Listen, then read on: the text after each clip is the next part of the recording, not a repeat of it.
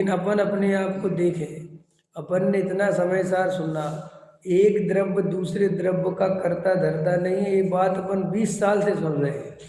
एक एक समय की पर्याय स्वतंत्र है, ये अपन 20 साल से सुन रहे हैं, फिर भी अपन को वैसा श्रद्धा हुआ क्या? अभी भी अपन जरा सी पूजा पाठ करते हैं तो मैंने की, जबकि अभी तो अपना बहुत हाई लेवल का आचरण नहीं है। अगर अपन थोड़ा ब्रह्मचारी बन जाते, त्याग व्रत ले लेते, तो अपने को कितना बड़ा धर्मात्मा मानते। बोलो, मानते कि नहीं मानते? अच्छा, अपन अभी भी अपने को धर्मात्मा मानते कि नहीं मानते? बोलो, अपन अभी भी अपने को धर्मात्मा थोड़ा कम मानते हैं, लेकिन मानते तो है ना। तो बोलो, अभी जरा सी एक सामाजिक व्यवस्था के अनुसार, इसमें भी तुम्हारा हमारा कोई बहुत ज्यादा भेद नहीं है। ये तो एक सामाजिक व्यवस्था है पूजा पाठ की, प्रक्षाल की, है कि नहीं? सामाजिक व्यवस्था है कि नहीं भाई? पूजा पाठ प्रक्षाल करना प्योर व्यवस्था है, उसमें धर्म का तो कोई मतलब है नहीं। लेकिन अपन उसको करके भी मैं थोड़ा धर्मात्मा हूँ, ये मानते कि नहीं?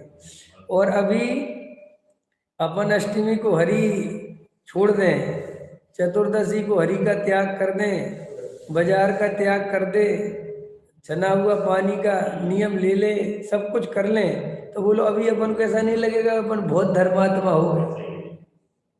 बोलो, अगर हम अपने को अभी अधार्मिक भी मानते हैं तो काय के आधार से मानते हैं? क्रिया के आधार से ही मानते हैं। आत्मानुभूति नहीं है, सच्चा वेद ज्ञान नहीं है, सही तत्व निर्णय नहीं है, इसके आधार से हम अपने को अधार्मिक नहीं मानते।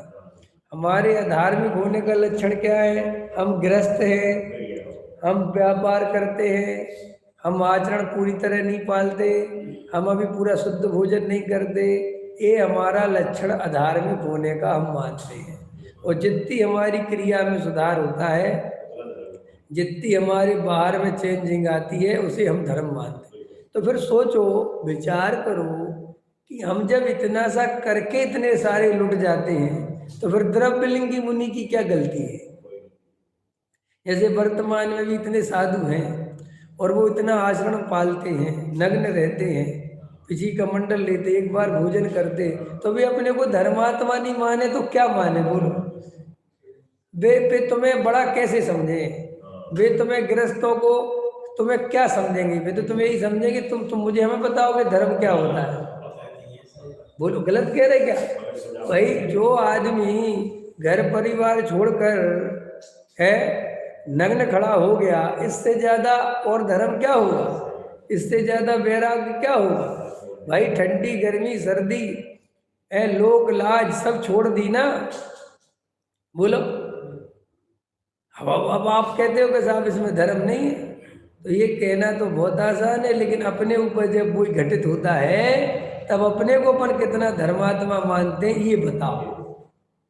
ये बात मैं सारे मुमुक्षुओं से कह रहा हूँ कि तुम दूसरों के बारे में तो जल्दी बोल देते हो कि वो जड़ की क्रिया में धर्म मानता है, वो द्रव्यलिंगी मुनि शुभ भाव में धर्म, तुम क्या मानते हो? हम बोलते हैं, मानते तो हम भी वही हैं। और अभी देख लो, अपने यहाँ का कोई ब्रह्मचारी हो तो उसकी भी अकड़ कम है क्या? बोलो, वो तो अभी जरा सा ब्रह्मचारी व्रत है, उसमें कितनी अकड़ है कि हम ब्रह्मचारी हैं और तुम गृहस्थ हो। तो अगर वो ब्रह्मचारी साधु बन जाए और उसकी हालत उन्हीं जैसी ना हो जाए जिनको देख के तुम इधर उधर होते हो, तो इसमें कौन सी बड़ी आश्चर्य की बात है? बोलो, अभी अपन अपने जीवन में कुछ भी नहीं है, जरा से 2-4 नियम है और उससे अपन अपने को धार्मिक मानते ही मानते हैं। ये पूजा पाठ करके मैंने कुछ धर्म कर लिया। अजय बताओ, सुबह से मंदिर नहीं आए अपन, ठीक है, एक दिन मंदिर छूटा तो ऐसा लगता है कि आज धर्म रह गया, और अपन पूजा कर गए, मंदिर आ गए, प्रवचन सुनने लगता आज का काम पूरा। अब बोलो, ये काम अगर पूरा है तो आत्मा का अनुभव कब करोगे? वेद विज्ञान कब करोगे? तत्व निर्णय कब करोगे? जब यही काम पूरा है। पूजा कर ली, स्वाध्याय सुन लिया, और सुनो, दान और दे दिया, 2-4 लाख रुपए का दान कर दिया, तो बिल्कुल ऐसा लगता है ना अपने को कि अपन ने इतना धर्म कर तो लिया, तो फिर वो द्रव्यलिंगी मुनि को कितना लगता होगा कि मैंने कितना धर्म कर लिया। बोलो, अगर एक आदमी 1100 रुपये दान दे के अपने को इतना बड़ा दानवीर मानता है, तो जिसने 11 करोड़ दान में दिए है वो अपने को कितना बड़ा दानवीर मानेगा। ऐसे हम 2-4 क्रिया करके अपने को धर्मात्मा मानते हैं, तो जो नग्न दिगंबर साधु हो गए वे अपने को जड़ की क्रिया से बड़ा धर्मात्मा माने, तो इसमें क्या आश्चर्य है। बोलो, इसीलिए ये आत्मा मिलना बहुत दुर्लभ है। ये आत्मा इतनी आसानी से नहीं मिल सकता। ये क्रियाओं क्रियाओं से तो कभी मिलता ही नहीं है। बिल्कुल लिख लो, जड़ की क्रिया से आत्मा का कोई संबंध नहीं है। पूजा पाठ भक्ति से आत्मा का रियल में कोई संबंध नहीं है। ये तो उससे अपने को धर्मात्मा मानता है, इससे आत्मा और दूर हो जाता है। आया समझ में?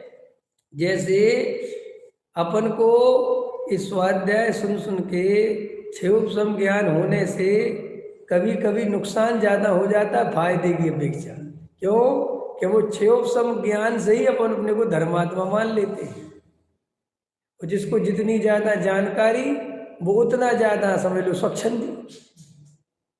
समझ में आया कि नहीं? स्वच्छंदी माने वो सोचता है कि हमें तो आत्मा के बारे में पता है। समझ आया? कोई शास्त्रीय विद्वान हो तो वो आत्मा का ध्यान नहीं लगा रहा है, और जो बेचारे को आत्मा का जिसे ज्ञान नहीं है वो ध्यान लगा रहा है। तो दोनों ही मर रहे। वो ज्ञान के बिना ध्यान नहीं हो सकता, और ध्यान के बिना ज्ञान कुछ काम का नहीं हो सकता।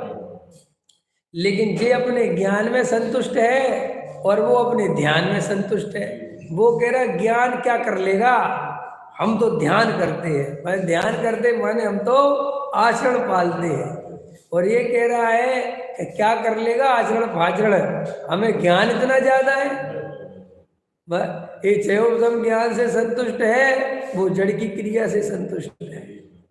और मजेदार बात है, क्षयोपशम ज्ञान भी होना चाहिए, तद्रूप आचरण भी होना चाहिए, और वैसा श्रद्धान होना चाहिए, और वैसा ही अनुभव होना चाहिए।